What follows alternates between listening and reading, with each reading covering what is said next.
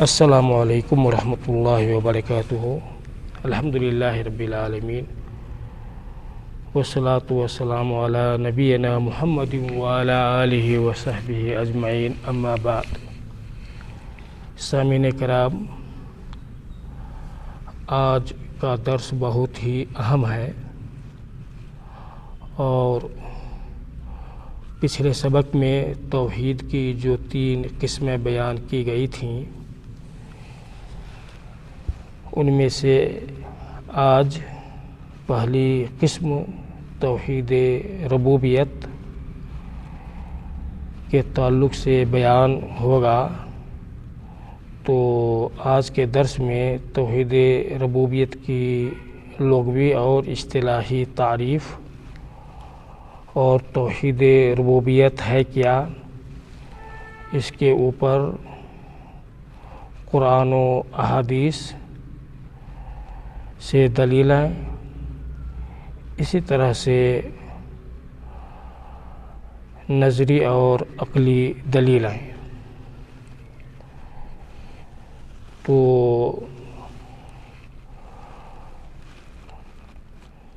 توحید ربوبیت کی لغوی تعریف یہ ہے کہ یہ فعل ربب کا مصدر ہے اور اسی سے الرب آیا ہے، جو اللہ تعالیٰ کی صفت ہے،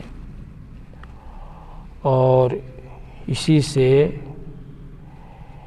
اسم رب بھی ماخوذ ہے۔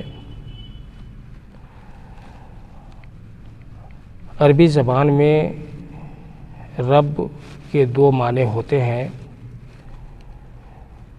مالک اور سید۔ مالک یعنی جو ملکیت رکھتا ہو، کسی چیز کا مالک، اور سید آقا۔ اور اصطلاح میں توحید ربوبیت یہ ہے کہ اس بات کا پختہ اعتقاد رکھنا کہ اللہ تعالیٰ ہی خالق، مالک اور رازق ہے، اور تدبیر کائنات کا تنہا مالک ہے۔ تو ان افعال میں اللہ تعالیٰ کو تنہا اور یکتا سمجھنا اور یقین رکھنا۔ توحید ربوبیت کے اندر جیسا کہ ہم نے سنا ہے کہ پیدا کرنا، رزق دینا اور سیادت، انعام و اکرام اور بادشاہت، تصویر، دینا اور منع کرنا، نفع اور نقصان، زندگی اور موت دینا، تدبیر کائنات اور قضاء اور قدر، یہ سب ایسے افعال ہیں جو اللہ تعالیٰ کے لیے خاص ہیں، اور ان میں اللہ تعالیٰ کے ساتھ کوئی شریک نہیں ہے۔ انسانوں کے اوپر واجب ہے کہ ان تمام باتوں کے اوپر ایمان اور یقین رکھے، اللہ تعالیٰ کو اپنا رب سمجھے۔ اللہ تعالیٰ رب ہے، اس کی دلیل قرآن مجید کے اندر بہت ساری آیتیں ہیں، جیسا کہ اللہ تعالیٰ نے فرمایا ہے: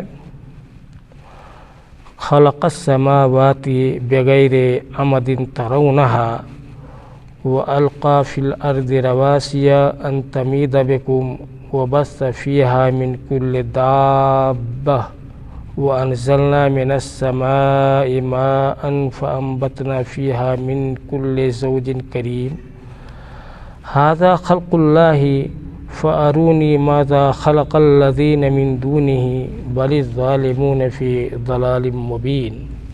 اس آیت کریمہ کا ترجمہ اس طرح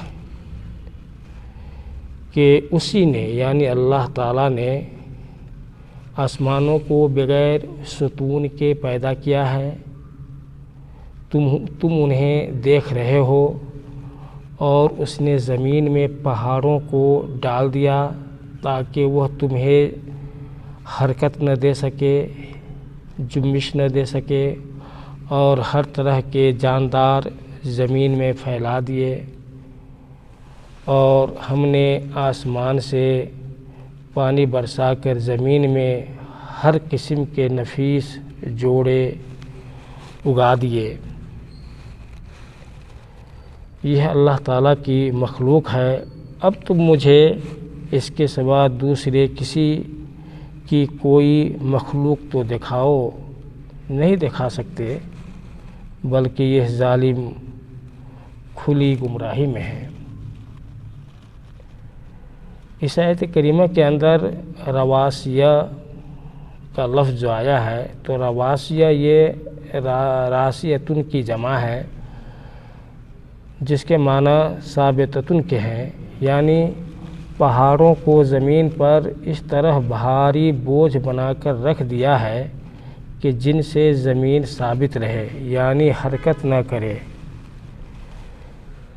جس طرح سمندر کنارے پر کھڑے بحری جہازوں میں بڑے بڑے لنگر ڈال دیے جاتے ہیں تاکہ جہاز نہ ڈولے نہ ہلے، زمین کے لیے پہاڑوں کی بھی یہی حیثیت ہے۔ بھائی اور بزرگوں، انسان اللہ کو چھوڑ کر غیر اللہ کو جو پکارتے ہیں تو اللہ نے تحدی چیلنج کیا ہے کہ ھذا خلق اللہ فارونی ماذا خلق الذین من دونہ بل الظالمون فی ضلال مبین، کہ یہ مخلوقات اللہ کی پیدا کی ہوئی ہے، تو تم اللہ کے سوا جن کی عبادت کرتے ہو اور انہیں مدد کے لیے پکارتے ہو، انہوں نے آسمان اور زمین میں کون سی چیز پیدا کی ہے؟ کوئی ایک چیز تو بتلاؤ۔ مطلب یہ ہے جب ہر چیز کا خالق صرف اور صرف اللہ تعالیٰ ہے تو عبادت کا مستحق بھی صرف وہی ہے۔ اللہ کے سوا کائنات میں کوئی ہستی اس لائق نہیں کہ اس کی عبادت کی جائے اور اسے مدد کے لیے پکارا جائے۔ اسی طرح اللہ تعالیٰ نے فرمایا ام خلقوا من غیر شیء ام هم الخالقون، کیا یہ بغیر کسی پیدا کرنے والے کے خود بخود پیدا ہو گئے ہیں یا یہ خود پیدا کرنے والے ہیں؟ تو یقیناً یہ انسان خود بخود پیدا نہیں ہوئے اور نہ وہ پیدا کرنے والے ہیں، تو لا محالہ یہ اللہ تعالیٰ کے خالق ہونے کا اس بات ہے کہ اللہ تعالیٰ ہی خالق ہے۔ غیر اللہ نے، اللہ کے علاوہ کس نے اس کائنات کے اندر کسی چیز کو بنایا ہے اور پیدا کیا ہے؟ کوئی نہیں ہے۔ یہ تو چند ایک دلیلیں قرآن مجید سے تھیں۔ اب آئیے سنت رسول سے کچھ دلیل ہم سنیں۔ سنت سے، حدیث شریف سے یہ دلیل، جیسا کہ امام احمد رحمۃ اللہ علیہ اور امام ابو داؤد نے عبداللہ ابن الشخیر رضی اللہ تعالی عنہ سے مرفوعاً روایت کیا ہے، جس میں ہے السید اللہ تبارک و تعالی، کہ سید یعنی آقا اللہ تبارک و تعالی ہے۔ اور ترمذی شریف کے اندر یہ حدیث موجود ہے کہ نبی کریم صلی اللہ علیہ وسلم نے حضرت عبداللہ ابن عباس رضی اللہ تعالی عنہما کو وصیت کرتے ہوئے فرمایا وَعْلَمْ أَنَّ الْأُمَّةَ لَوِ اجْتَمَعَتْ عَلَىٰ أَن يَنْفَعُوكَ بِشَيْءٍ لَمْ يَنْفَعُوكَ إِلَّا بِشَيْءٍ قَدْ كَتَبَهُ اللَّهُ لَكَ وَإِنِ اجْتَمَعُوا عَلَىٰ أَن يَضُرُّوكَ بِشَيْءٍ لَمْ يَضُرُّوكَ إِلَّا بِشَيْءٍ قَدْ كَتَبَهُ اللَّهُ عَلَيْكَ رُفِعَتِ الْأَقْلَامُ وَجَفَّتِ الصُّحُفُ۔ آپ نے حضرت عبداللہ ابن عباس سے فرمایا کہ یہ یقین رکھو اور جان لو کہ اگر دنیا کے سارے لوگ تجھے نفع پہنچانے پر یکجٹ ہو جائیں، اکٹھے ہو جائیں، تو وہ تمہیں نفع نہیں پہنچا سکتے سوائے اس نفع کے جو اللہ تعالیٰ نے تیرے لیے لکھ دیا ہے۔ اپنی طرف سے یہ لوگ کچھ بھی نفع نہیں پہنچا سکتے، وہی کچھ ہوگا، وہی نفع ہوگا، وہی بھلا ہوگا جو اللہ نے تیرے نصیب میں لکھ دیا ہے۔ اور اگر دنیا کے سارے لوگ اکٹھے ہو کر تمہیں نقصان پہنچانا چاہے تو وہ نقصان نہیں پہنچا سکتے سوائے اس نقصان کے جو اللہ تعالیٰ نے تیرے نصیب میں لکھ دیا ہے۔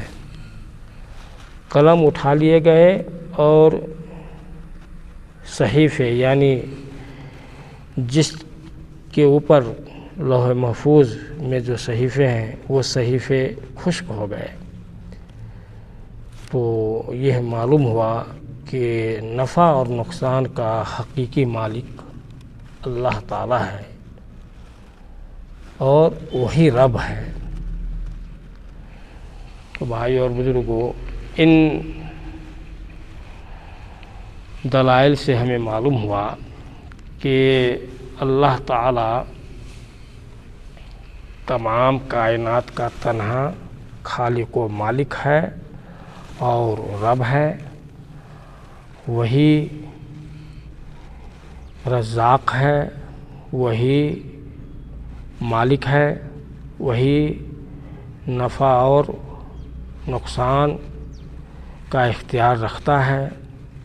اس لیے انسانوں کو چاہیے کہ اللہ تعالیٰ کو رب مانے، اور جب اللہ کو رب مانے گا اور ایمان لائے گا تو یقینی طور پہ یہ اس کی عقل میں بات آ جائے گی کہ جو ذات باری تعالیٰ تمام کائنات کا مدبر ہے، خالق و مالک ہے، زندگی اور موت وہی دیتا ہے، تمام امور کے مالک ہیں، وہ تدبیر کرنے والا ہے، تو وہی ذات باری تعالیٰ عبادت کے بھی مستحق ہے اور اسی کو توحید الوہیت کہا جاتا ہے۔ تو بہرکیف یہ قرآن مجید اور حدیث سے چند دلیلیں تھیں اللہ تعالیٰ کے رب ہونے کے اوپر۔ اللہ تعالیٰ ہمارے ایمان اور یقین کو مضبوط بنائے اور گمراہی سے بچائے۔ انشاءاللہ آئندہ درس میں اللہ تعالیٰ کے رب ہونے پر عقلی دلیلیں کچھ بیان کی جائیں گے جن سے یہ ثابت کیا جائے گا کہ اللہ تعالیٰ ہی رب ہے۔ والسلام علیکم